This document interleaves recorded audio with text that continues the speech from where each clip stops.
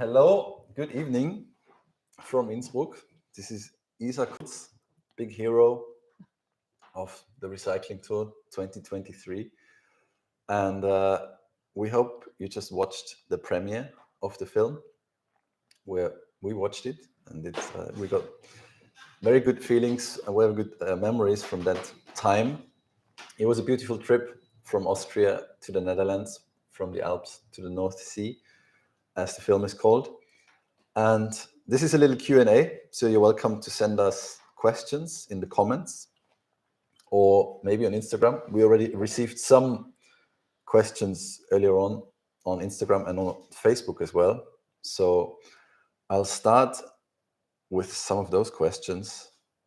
And yeah, feel free to send your questions. So one question was from Marie-Christine, I don't know. Beside the 3 handpans you usually used to play, what other handpans do you play additionally?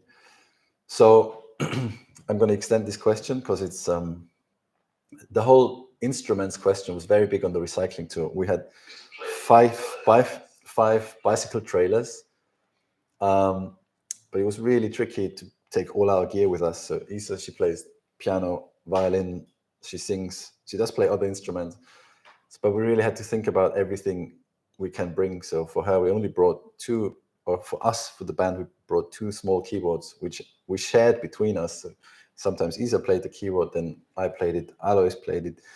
So we shared the 2 between the 3 of us. We did take the violin in the trailer and also the trombone of Alois, which was a slightly longer trailer, so we could fit those 2 instruments. And then we had 4 of the bigger trailers, which were shorter. And then each of these, or like 3 of those, we had a handpan inside. It was my sort of standard setup with 3 pans. One is like in F major, one is in D major, and one is in E flat major. So the 3 together are a chromatic scale. And that was a setup I wanted on that tour because I could play a lot of the songs we played the set, but also the single From the Alps to the North Sea was written on one of these pans. But if I'm not on a recycling tour, if I can bring other instruments, I like playing other handpans. So on my current tour, the Snow from Yesterday tour, I play a Zephyr from the UK, and I play an Asachan from Echo Sound Sculpture in Switzerland. And I have some other handpans as well, which I really like playing. But yeah, on this tour, I had 3 handpans with me. And then also, as I said, the violin, the trombone. We did bring all the lights, 16 LED lights with us. What else? Some electronics, some microphones we brought. But we really had to very carefully think about everything we could bring on this tour, because obviously the trailers are very heavy. And if you're cycling, especially uphill in the mountains, it's hard work. All right, let's see what other questions we've got. Actually, a similar question I see from Marloy is, which handpan scales did you travel with? I think I answered that question. It's like the 3 major scales, more or less, which end up being a chromatic scale together. Thea, or TEA, asked, why we have no snow in Czech Republic? That's a very good question. I don't know. If you're asking about Snow from Yesterday, which is the tour I did this year, unfortunately, there was no Snow from Yesterday show in Czech Republic. But I will be playing in the Czech Republic in Prague next year in April. I'll be doing a duo show with Douglas Dare in April in Prague. So that's all I can say about Czech Republic for me. If you want to know about like the weather, then maybe you should ask someone else, not us. Now we have a question for Isa, a question from Tom. What was the most challenging part of the recycling tour? What would you say? What was the most challenging part of the recycling tour? That was for sure the part from like the Inntal, from the valley up to the Aachensee, because it was like how many meters high? Yeah. The altitude gain was probably, I don't know, 500, 600. And it was also it was only, I think, the third day, so it was really in the beginning, and it was really, we played, I think it was like three or four concerts in a row. So it was really, for the start, I didn't have the training before, so this was really a hard trip to do, but we did it, and I was very proud that I got on top when we jumped into the lake. And then I thought, okay, if I can do this one, I can do the whole trip with no problem. So yeah, this was the hardest part for me. Yeah, it definitely was. It was the day we talked about a lot in advance, because we started in Innsbruck, which is in the middle of the Alps, and the main question is, how do we get out of the Alps? Because you have to somewhere across a pass, across the mountain, to get out. And then once you're in Germany, there's still some hills, but there's no big mountains. And then we followed a lot of rivers, so obviously the sea is lower in altitude, so then it wasn't that much of hard cycling, I would say. Obviously there were some really long ones. I think there was one from Cologne to Herlen in the Netherlands, where we didn't know. Yeah, we tried to break the record. And we didn't know that it was uphill, because we thought, okay, we're going to the Netherlands, it has to be downhill. But actually it was an uphill day. It was like 80 kilometers, a bit more than 80, but also with 600 meters altitude gain, which doesn't sound that much, but if you have very heavy trailers on the back of your bike, then that's actually quite hard. So on that day, to me, it felt really hard, but I didn't quite know why. And then only at the end of the day, we realized, oh, we did actually a lot of uphill cycling. But I mean, we did the recycling tour also 2 years before, in 2021, and that was what was much harder. Then it was colder and way wetter, so there was a lot of rain, almost snow, and that changes it a lot. And when Isa, she wasn't available in 2021, but when she committed for 2023, she said she's only going to do it if it's not raining. Yes, I don't do rain tours. So I thought, well, she's not going to enjoy this, because if we cycle for 1 month, it was 28 days, it will be raining several days. But yes, we were very lucky on that tour. It didn't rain. Yeah, it didn't rain a single day. 28 days of cycling. The only time it rained was after that show in Herlen in the Netherlands, like when we cycled from the venue to the hotel, which was 1 kilometer. And that was, it was pouring down actually for I think it was in between sound check and concert when we went to dinner. Yeah, that as well, but we weren't cycling then. We walked in the rain. Walked in the rain, but cycling in the rain was 1 kilometer to the hotel. Let me see if there are any more questions coming in about the weather. Oh, Marie Christine had another questions. Are there any other instruments you would like to accompany in future, like Hackbrett, which is a hammered dulcimer? I'm not sure if this is coincidence, but I'm just starting to plan a project with Hackbrett or hammered dulcimer, with this amazing American musician Max ZT. He's an amazing hammered dulcimer player, and we've just spent a few days together and wrote some music, and we are planning to release that music at some point and also play concerts, but that's not very soon. But I will update everyone on my socials and newsletter about this project. Apart from that, I mean, I work with a lot of different instruments. Isa is a good example. She's a multi-instrumentalist, and we're doing a concert next week on Sunday where she will be playing different instruments like violin, keyboards, piano, singing. And I like working with orchestras where you have like a wide range of instruments. And in my band, I also like, with every album, I bring in some different sounds. So like on the recycling tour, we had Alois playing the trombone. On the Silver Cobalt tour, I had a bassoon player, Christoph Dienz. I had another tour, a timpani was quite present in the show. So I do like featuring different instruments that I'm into. All right, let me see if we find another question for Isa. Chen was asking, how was it playing music after cycling for so many hours? Maybe that's a question for you. How was it playing music after cycling for so many hours? I think I'm talking about that in the film as well. I find it's like I didn't feel like losing energy while cycling. I felt like gaining more. So like training for the concert. It's of course you're a little bit you're a little bit tired, and you need to do the sport during the day, but then you also feel like kind of you're really fit. You feel like, wow, I achieved another goal, another great tour with the bike, and we did, I don't know, another mountain, and then you can play the concert. So it's not, I never felt like, oh, I cannot do this in the evening. It was always like, oh, I'm really up for playing music now and doing the concert. So for me, it felt great. Yeah. For me, I think the main question was, were we able to have a shower or not? So Yeah.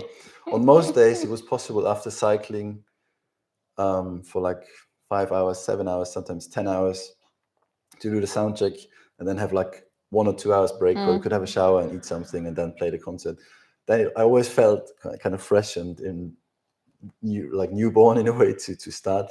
But there were a few days, and it was in June, obviously, so it was hot on many days, and you sweat when you're cycling. And then where we didn't have time was so like stressful, or there weren't any showers available, and then that was more challenging to then go.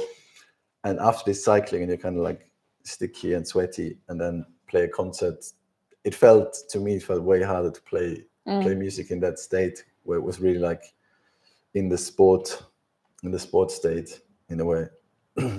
Yeah. All right. I'll check if there's more questions. We got a few on Instagram, and Hugh saying, very inspiring film. Did you release any new music with the tour? Thank you. Well, we released one single, which is also quite prominent in the film, From the Alps to the North Sea.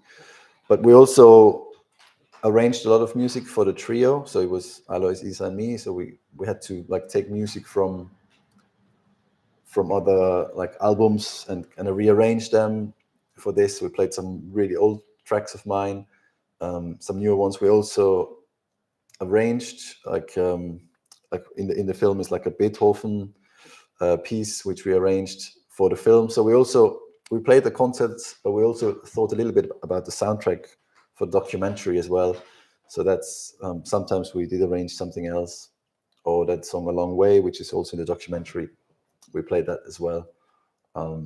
Yeah, but we only released one song with the tour. It was mainly, the project was a live project, or like a live concert more than an album. Sorry, I'm looking at my phone because I'm checking the questions. Oh, there's some just thank yous. Agia is saying, liebe Grüße, erste Gemeinschaft in Bonn. Wir denken gerne an euren Besuch zurück. Aw. Thank you. Thank you very much. That was the concert in Bonn, which was a house concert, which we really enjoyed. That was the only private concert on the tour. I think we did like 17 public concerts, but then we did one private one, which Bonn in Germany was sort of it was like half time. So we had a couple of days break there, and it was really nice. Thank you for having us in your beautiful home, and also lending me your bicycle trailer for a few extra days. That was really nice. So another question from Simon. How did you keep up the motivation?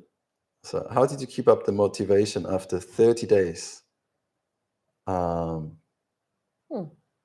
for so long, for 30. I mean, it took us 28 days, but Oh, it was always fun, and like we were a great community, I guess. So everybody had his things to do, like doing the dishes or doing the laundry, or I don't know, and we had a good time. It was never too hard. It was always like, yeah, we can do this, and we had nice evenings, great concerts, and so it was And the sun was shining, always shining. So it's, yeah, I didn't have hard time. It was always like having fun and doing sports, and the perfect combination of working, playing concerts, and doing sports. Yeah.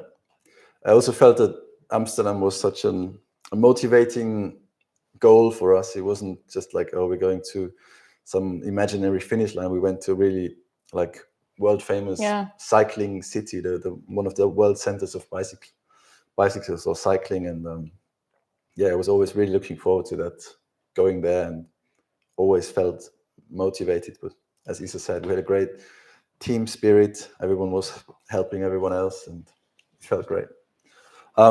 Apparently, there's like some issues with the YouTube chat. So if you can't comment in the YouTube chat, you can also send messages on Instagram or comment on Instagram. I'm receiving some questions there. That's also possible. Matthias is asking, why were the music bits in the film so short? A question on Instagram. Well, we tried to do a documentary film. It's not a music video or a music film. It's a documentary. But to be honest, we didn't actually know what the film would be when we were touring. So we knew this is a concert tour with 4 weeks, and we had a camera team with us, but we didn't know what it would be like. We didn't know, do we have to construct the story? And obviously we didn't know what would happen on the tour. You know, do we have any accidents, any downs? Do we have to stop? Does someone get injured, whatever? So the camera team was just always with us. And then after the tour, we decided, okay, what are we going to do with it? And we decided to go for a documentary without any voiceover, without any story, like no fake story. All it is just like a real sound and real images that happened on the tour. There's nothing we created afterwards, not a single voiceover. All the statements happened on the tour, so they're all like from there. All the music is our music that we played, but it wasn't necessarily only about the music. So the music happened at the shows. You know, we did 18 concerts on the way, but yeah, if you want to listen to more music, there's plenty on Spotify and all those platforms. And if you really want to support us, then you can also buy vinyls and CDs online, which is nice for us. But I'm aware that not many people do that. Okay, I'm getting some Instagram questions here. Pilu is asking, would you do it again? And if so, what would you do differently? Electric bikes? Question mark? Never. You would do it again? Of course. Yeah, anytime. Also if it's raining? Well, yeah, you never know. We had all the rain equipment in the trailer, so yeah, we also can do that. But of course, it's nicer when the sun is shining. But yeah, I'll be in it anytime. I mean, I have to say, I'd love to do it again. I've done 2 recycling tours, but it is a lot of planning and admin work. So each tour took about 2 years of planning, and the whole booking, like concert booking, which I'm sure a lot of musicians and agencies are aware, is a very tricky business, especially if you're limited to like one date. So if you're traveling, like we did, from Innsbruck to Amsterdam, you know, in Munich, you can offer them the venues one particular day. If the venue is not available, you have to ask another venue. But then in smaller towns, like if you go to Ulm or Stuttgart, there's not that many venues, or even smaller towns in between those cities. And it's very restricting booking. And we can't do any big detours. You know, we can't go like 200 kilometers to the east and then come back to our route. We have to stay on route. So it's very tricky, very, very challenging. And I'm glad we got those done. But I doubt we'll do it in the same way. We might do different ways, maybe in combination with the train, to do some of it on a train, some on a bike. But then trains are very limited in terms of transporting gear. We tried going back by train from Amsterdam, and it was really hard to get the bikes and the trailers on the train. We did a lot of research, but it's complicated, not easy. So I hope that the train network will allow for transporting more gear in the future, and then we'll have better chances of doing it also on a bigger international scale. I mean, we went through 3 countries, but it's, you know, usually when I'm touring in a tour bus, then we have way more flexibility in terms of just range, geographic range. Electric bikes, I don't know, there's something beautiful about doing it yourself, but Yeah. I also in at home, when I'm cycling with my small child, she's in a trailer, and when I have to go up a hill, then I do use an electric bike sometimes. My wife's bike is not my bike, but I sometimes use it if it's uphill with a trailer, and I get it. It's very helpful, especially if you do it instead of a car. Then it's really, really good. If you have a car and a bike, and you could just get an electric bike on top of that and use everything, then it's not really that much of a benefit. But if you use an electric bike with a trailer instead of using your car, then I think it's a great thing. And yeah, but for this tour, we really were keen on doing it without and with. I think it really depends on the routing. So this was absolutely possible, but if you go like you guys in 2021 through the mountains, maybe I would need one then just to go after you, but it's more fun like this. All right, next question from Izuna. How was your feeling when you finished the tour?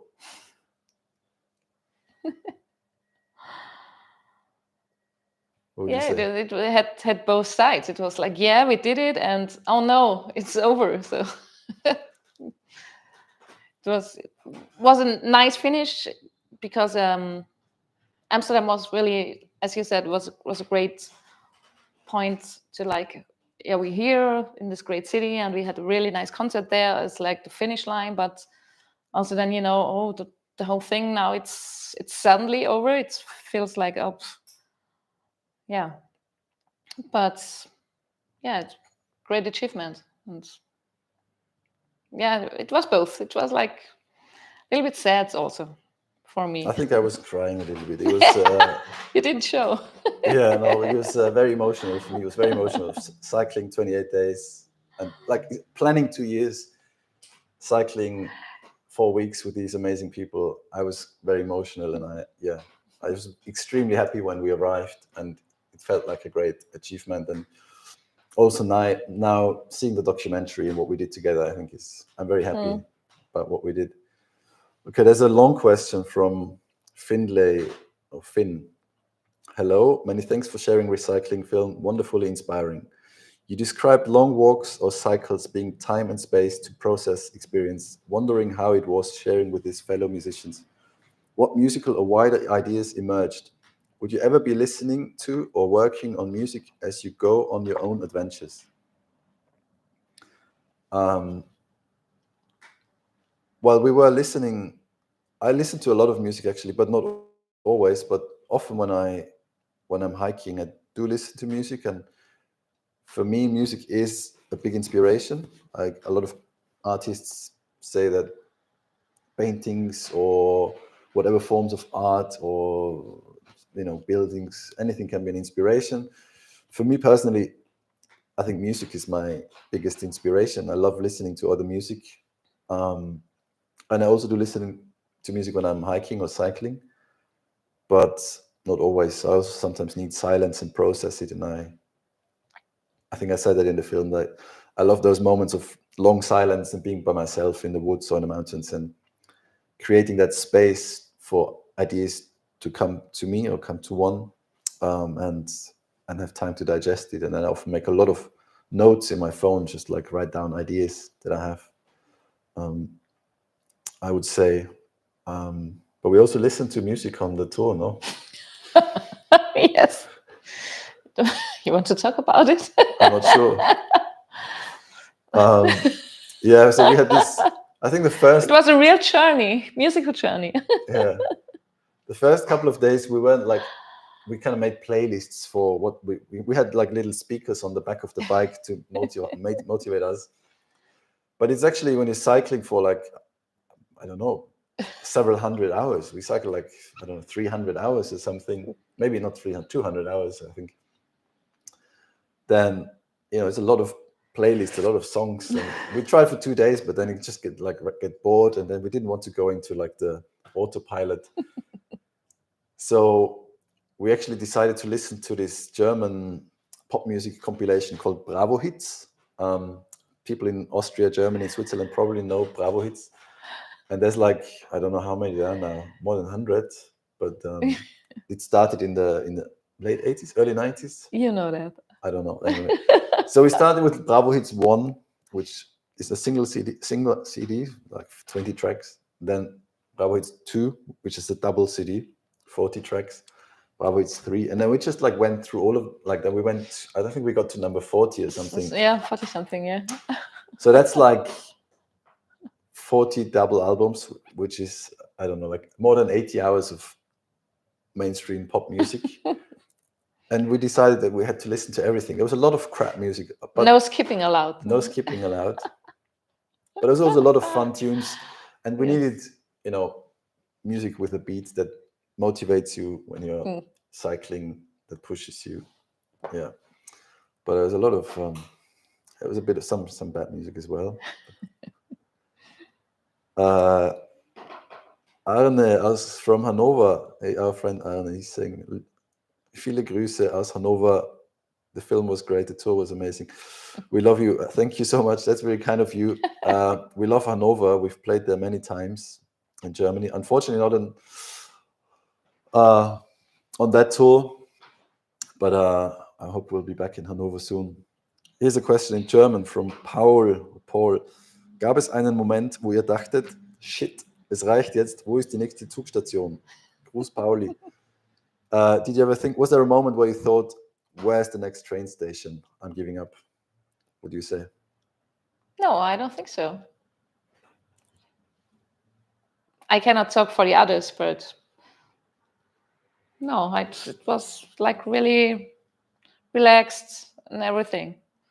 And as you said, the journey back was kind of the hardest part of the journey because of the packing and how can we fit the bicycles and the trailers in. And yeah, no, I was never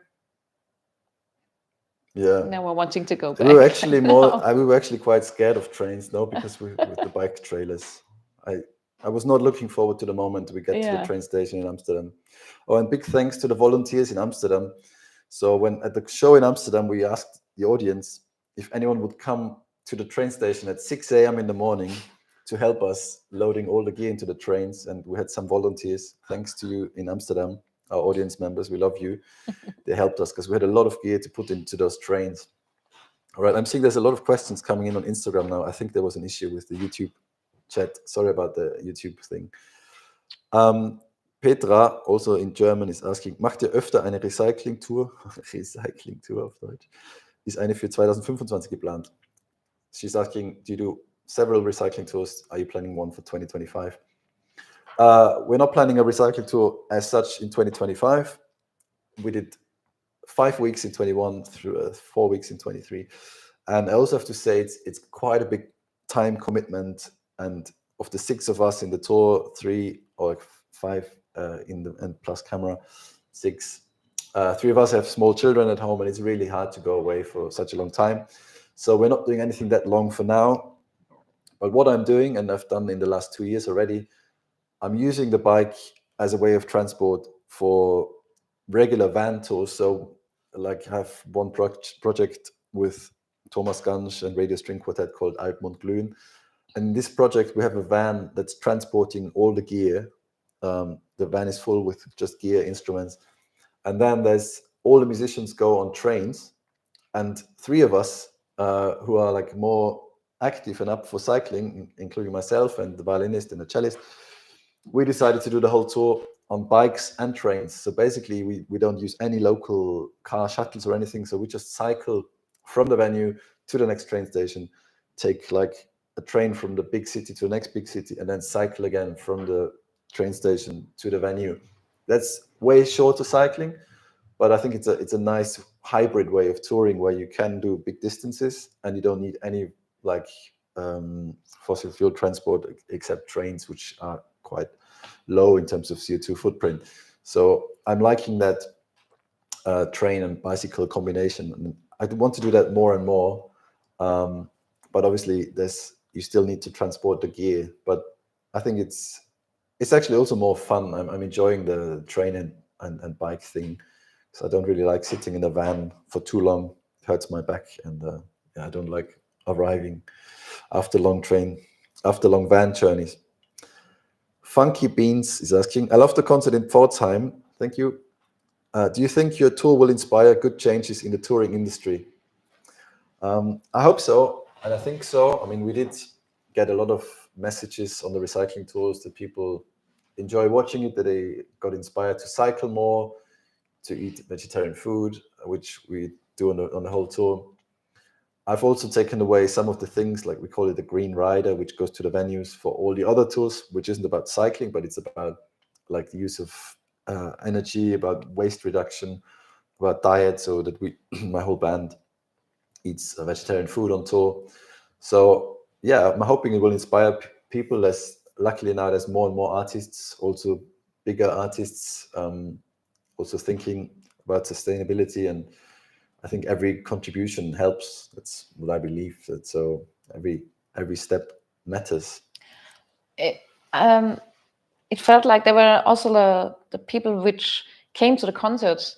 They were like coming by bike because they said, okay, if they can do like the whole tour, they can come with their equipment on their bike, then I can just go to the concert by bike and don't use the car. So this is also like an impact for just the people attending the concerts. It's also important, I guess. Yeah, that was really nice to have that common feeling in the auditorium, in the concert hall, that the audience, a lot of them also arrived by bicycle. It was really nice, especially in Rotterdam when one of our bikes was stolen, and we asked the audience if we could borrow one, and like 10 people offered us to use their bicycle on the next day on the way to Amsterdam. Thank you to, I don't know, I forgot the name, but there was an amazing guy whose bike we used. Gert, maybe, I can't remember. It was a Dutch name, which I'm not good at pronouncing, but thank you. Kola Shiat is asking, how much sleep did you get in the 28 days? You sleep a lot, no? I need 10 hours. Did you get 10 hours? Maybe not. I don't think so. No. But it was, just don't think about it. I slept in July then. It's next month. No, I'm a big fan of sleeping. I think sleeping is very important.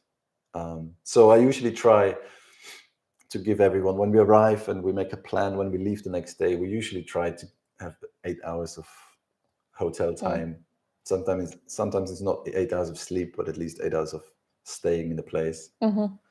But actually, I see the next question is related to this. Pablo Reims is asking, what do you know now that you wish you knew before doing the tour? This question speaks to me about the first recycling tour a lot, because we did this recycling tour in 2021, so almost 4 years ago, and that was the first time, and there's a lot of things we didn't know then, and especially the sleep question we just had.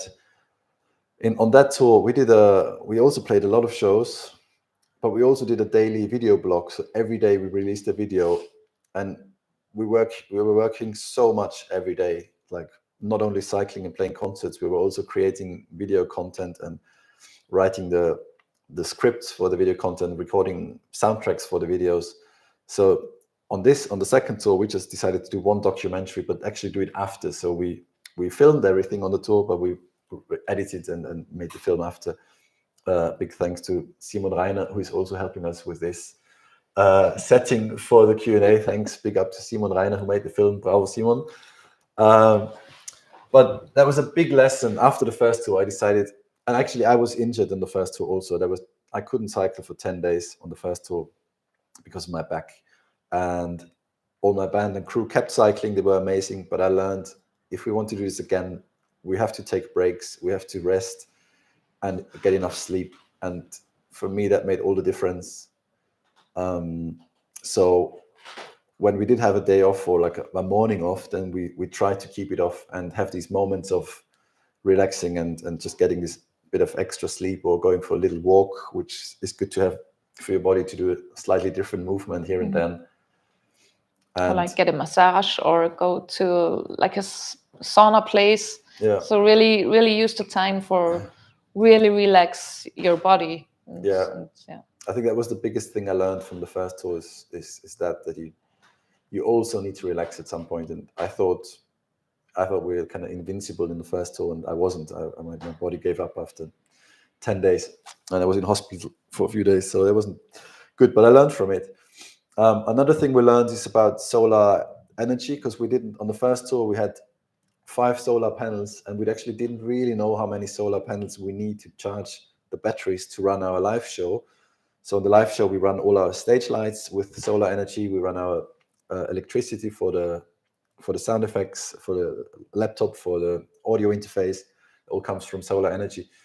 But we actually had too many batteries and too many solar panels with us. So on the second tour, we decided to only bring 2 of these rechargeable batteries and less solar panels, which also saved some weight, quite a lot of weight. The batteries are heavy. So that's something we learned, but that was a bit trial and error because we didn't really know. And also we got a lot of sunshine on the second tour. So our lights were always fully charged and the show was running well. I think those would probably be the main things. Few packing things, I would say. But yeah, I think those were the main things we learned. Okay, I think we answered a lot of questions. This has been going on for much longer than I thought. But thank you for watching. Thanks for sending all your questions. Thank you, Isa, for coming and answering some questions as well. Thank you, Simon, for running this Q&A with us. We hope you enjoyed the film. Feel free to share it. I think it's going to stay online as far as I know. I'm not really aware, but I think so. So feel free to share it. And yeah, we wish you all the best for the new year and hope to see you at the concert soon. Thank you. Bye-bye. Bye-bye.